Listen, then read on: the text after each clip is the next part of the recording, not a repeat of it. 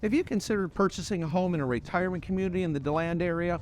I'm always being asked what options are available for those looking to purchase a home in a 55-plus community here in the DeLand area. As a suburb on the north side of Orlando, for the purposes of this video, I'll be addressing the West Volusia cities of DeLand, Orange City, DeBary, and Deltona, and I'll be including details on many retirement communities in this area, so be sure to stick around until the end of this video when I'll also include a couple additional detailed videos on a couple of my personal favorites. So let's get started. When considering a home in a retirement community here in the DeLand area, one of the first factors is your budget, because all communities are really not created equally. Here in the DeLand area, about 45 minutes north of Orlando, we don't have any monster communities like Del Webb or the Villages, which is about an hour and 15 minutes away, or Margaritaville, which is up the road just about 30 minutes in Daytona Beach. Here in the DeLand area, most of the retirement communities are priced more reasonably than those big boys, with villas or condos starting in the 140s, and for the most part, $400 or $500 grand will get you just about anything you'd need. However, we do have one community that resembles those communities, and that is Crestwind at Victoria Gardens right here in DeLand. I'm Chuck Shaver, and I'm a local realtor here in Central Florida. Before we get into the details about Crestwind and Victoria Gardens, hit that like button as a small, quick show of support for this channel. Crestwind at Victoria Gardens is a community of right around 1,200 homes right off of I-4 on the west side of DeLand. The gardens are one section of the larger Victoria Park, and it's a garden-gated community with all sorts of activities and amenities, including a private resort-style swimming pool at the clubhouse, and there's a fitness center.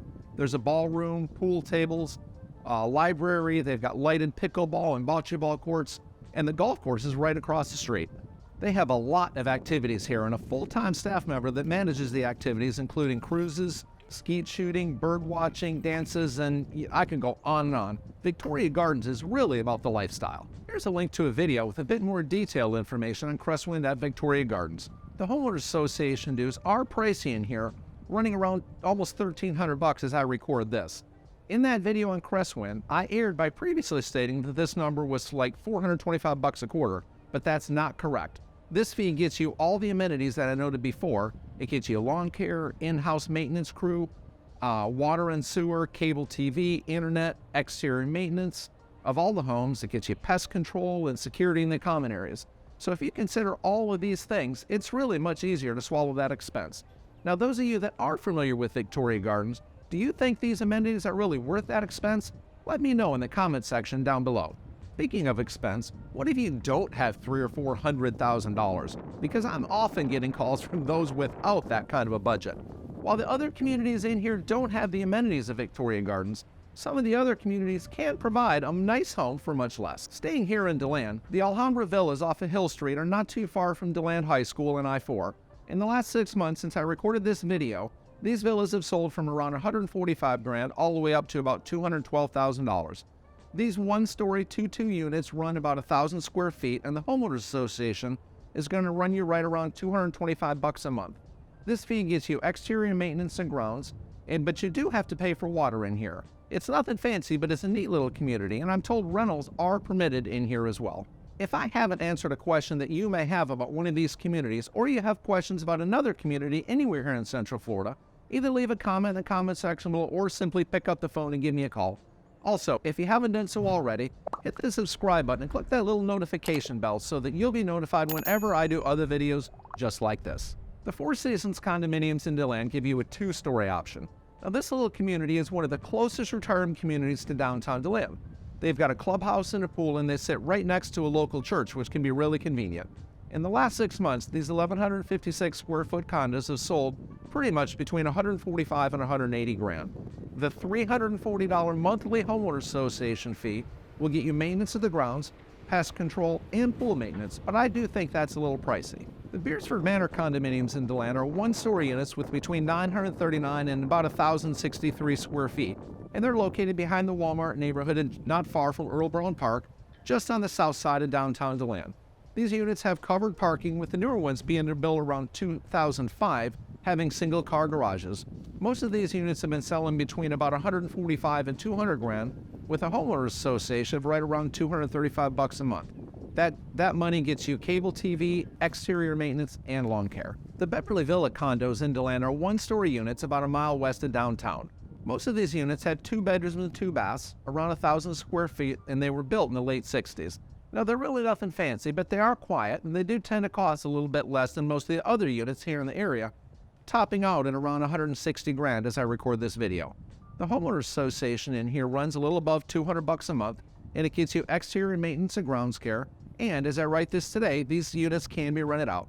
Of course, like everything here, if you're considering making a purchase in any of these communities, the information that I provide should be verified, as these communities do change their policies from time to time. One of my personal favorites in the entire area is Breezewood down in Orange City. Now, this little condominium community of around 112 one-story units sits right in the middle of shopping, restaurants, hospital and medical facilities, and the bus line is practically right in front of the complex. These well-kept units run plus or minus 1,000 square feet, and they've got a swimming pool, and as of this recording, you can buy a unit in there in the 170s. The homeowners association in here will run you around $288 a month, and it gets you that pool, it gets you exterior maintenance and water and sewer. Traders Cove down in DeBary is a 55-plus community of manufactured homes tucked away not far from the St. Johns River. In fact, it actually sits on the St. Johns River. These homes are generally run in the 200s, and the homeowners association will run you about $84 a month at the time of this recording. Now, you do own the land, and they've got a riverside clubhouse. They've got a pool and a dock on the river, and you can even park a boat here. You will need to manage your own yard and maintenance, but $84 is pretty reasonable for these amenities. On the surface, Traders Cove looks like a very affordable option, but the maintenance and the move-in fees related to the homeowners association do add up, and these fees may not be associated with some of the other communities that I've spoken of before. Deltona doesn't have much in the way of retirement communities, with the only community that I'm aware of being the Shadow Lake Condos down near Enterprise Road and I-4. Now, these don't come to market very often, and these 2-bedroom, 1-bath units have only 804 square feet and a heated community pool. The homeowners association in here is just under $400, and it gets you that pool, it gets you exterior maintenance, pest control, water, and sewer. There are also some manufactured homes in the area in which you don't own the land, but I'm not covering them here today, and by the time you watch this video, there could be more or less of these communities, and as I've noted before, these fees can always change. The homeowners associations in these communities are the final authority and should always be consulted before making any purchase. Thanks for watching, and I'll see you soon.